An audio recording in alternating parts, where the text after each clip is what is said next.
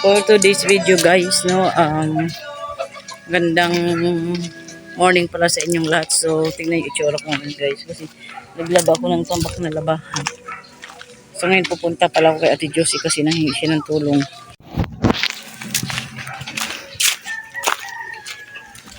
Ate, pasabay pa po na sa red eyes. Pupunta lang ako guys. So, dito ako dadaan. No?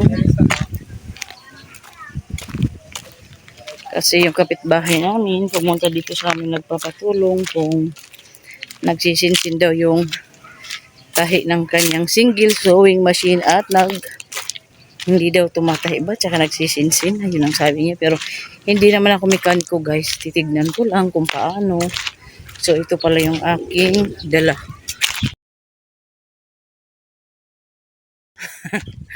May dala akong ganito. So pupunta tayo sa bahay ni Ate Josie.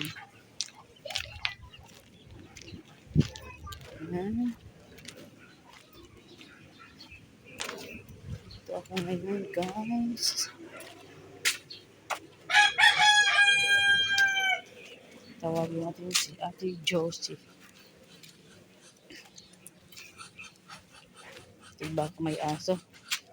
Ate Josie?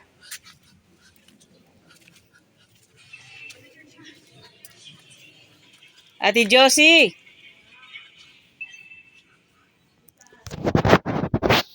Pasok? Nandito na ako guys. Tingnan natin. Ito saan maganda kasi ano. Ayun, kumagat. Binaba ko na nga uli yung ano eh. Umandar na yun siya. No, ayaw kumain, di ba? Ayaw kumain. Ano yung food mo pang 116? Alin? Yung food? Ayaw na. Yan, ganyan.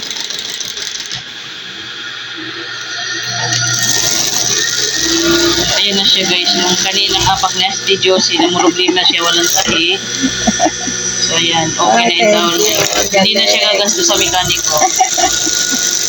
Yan. At ito man Yung tension niya. Ay, salamat. Yan, okay na rin yung ang ganda ng tension niya. Rotating hook lang yung in-adjust ko dyan guys. Ate Josie, uwi na ako. Yan, may patahian kasi si Ate Josie. Yan, uwi na ako guys. Oo, sige lang tayo.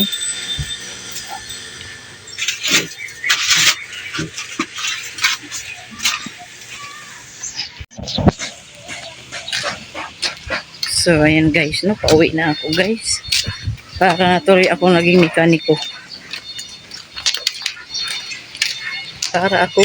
mekaniko. So, naayos ko naman. Hindi naman ako magaling mag-ayos ng makina, pero ang ginawa ko guys, bago ko inayos, pinanood ko muna sa YouTube kung paano. Ako talaga, sa YouTube lang ako maasa pag may mga sira-sira yung aking single sewing machine.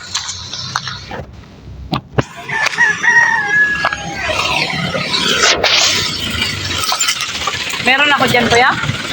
Ako mana?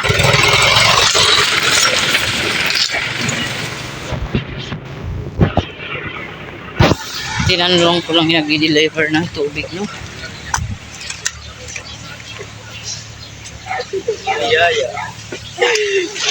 Yung iba pa-start na OJT siya. Alam niyo na pati. So, ayun guys, pauwi na ako sa amin. Init. Ito na yung bahay namin. So, doon ako galing kay Ate Josie. Ayan yung mga tambak kong labahan, kaya araw-araw akong busy guys, no? Ang lakas ng tulo ng ano, oh. Bebs, ang lakas talaga ng tulo nitong sa container. Sobrang laking butas na. So, ayun pala guys, no, habang inaayos ko yung makina, hindi ko na pinakita kung paano. Dahil wala kasing walang flashlight sa Ate Josie, doon kasi sa ilalim na makina kailangang ilawan para makita yung ikot ng rotating hook. Kaya buti na lang may dala akong cellphone. So yung cellphone ko ang ginamit ko para pang ilaw doon. Kaya hindi ko na pinakita kung paano ko remedyohan yung makina niya. So kung hindi ko na remedyohan yun guys, gagastos siya ng 800 sa 800 sa tawag dito, sa mekaniko. Akala ko nga yung isa yung masyadong masinsin kung ipapa-repair din niya, di pagtyagaan ko rin talaga sana. So, ayun, hindi ko na naipakita nga. So, yun lang.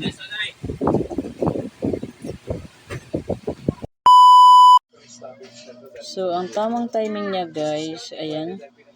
Kung napapansin nyo, sa butas ng karayom, ayan pag inangat ko, yun, ayan ito yung butas ng karayom.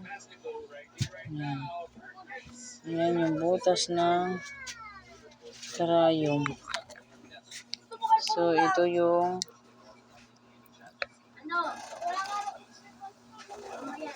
ayan yung butas ng karayom yung tinuturo ko.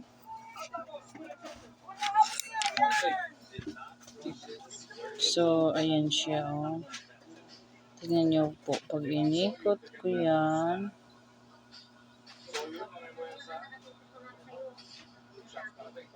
ayan, kitang-kita dito lang pala yung technique, ayan, oh. Ayan po siya, guys. Ang rotating hook, ayan na. Sa susunod na ikot niyan, ayan yung karayom. Ayan. Ayan. Dapat magkakasalubong yung butas at yung rotating hook. Ayan siya ang tamang timing para po ay magtahi siya. Pero nangyari nung sa renifer ko guys, nasa taas na po siya. Nandito na siya guys. Nangyari noon, nandito siya sa taas. Kaya ayan po yung inayos ko dun kay Ate Josie. Yan siya. Yan, makita pa ba yan? Ganyan. Yan, maliwanag. Ayan, oh.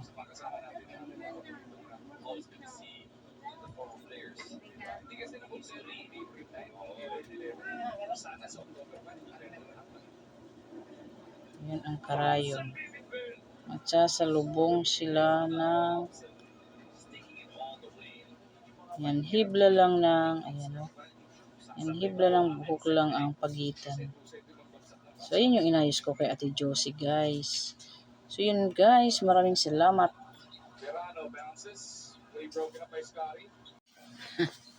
Nandito na naman ako, guys. So, in-explain ko lang o pinapakita ko lang sa dulo ng aking vlog kung ano yung rotating hook. So, nandito ako ngayon sa aking patahian. Talagang sadya akong binuksan yung makina ko para makita, guys, ninyo.